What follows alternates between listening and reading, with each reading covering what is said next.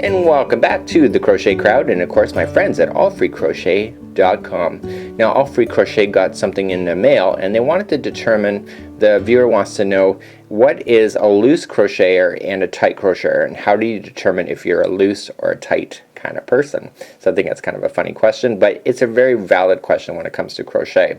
So let me pull these bad boys out. And voila, you have some examples here. Now one of them is unlike the other, so it's pretty obvious. The one that is in the middle is kind of mine, and the one that's on the outside is by Daniel. And he is new to the crochet as of 3 weeks, but he's not crocheting the way that I want to show him because he's so stubborn. But anyway, so what is more interesting is that this is a great example of tight crochet versus loose. And for example, Daniel's really tight here. Okay, and actually I know that because he's used a size K hook for this bad boy. Okay, so in actual fact, when you pull mine, even though mine looks almost close to the same size, I've actually used only a size J. Sorry, a size G. Okay, so the difference of the hooks is actually quite significant. So when I crochet, I kind of pull slack, but I'm pulling slack all the time on a consistent basis in order to form this. So one is not right versus the other. So it's all a matter of technique. I just don't know how he can crochet the way he does. So how do you know if you're tight or you're loose? Now if you look at the patterns, it usually has a gauge. So this is the Bernat pattern here, and it says that the gauge is 13 single crochets and 14 rows equals 4 inches. So basically, if you're very fortunate enough to have like a gauge ruler, you can actually determine. So it says that there's 13 single crochets in 4 inches of space. So when I put it out to the maximum here, when I look at it, you just have to count the number of stitches that are in between the gauge. Okay, and that's what you will determine whether you're right or whether you're wrong, or whether you're tight or whether you're loose. So for example here, it's almost going to be similar because it appears similar.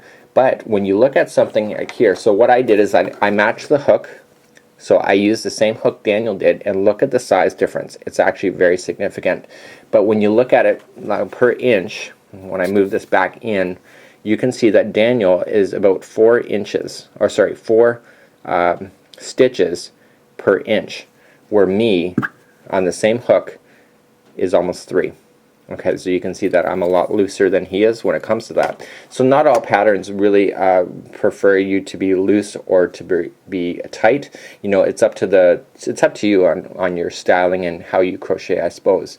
Now if you don't have one of these little gauges, you can always use this fabulous little tape measure. These are, I could pick this up at the Bernat's factory outlet. So basically you just look at it, it says 4 inches, so just mark 4 there you can see.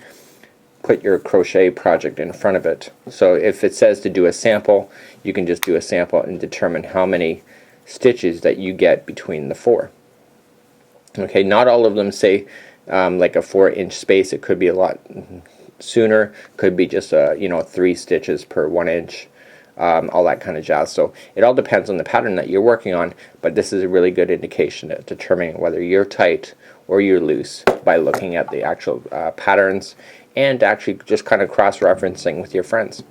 So that's it for today. Thank you for joining me, and on behalf of my friends at AllFreeCrochet.com and of course the Crochet Crowd, we wish you a very great day.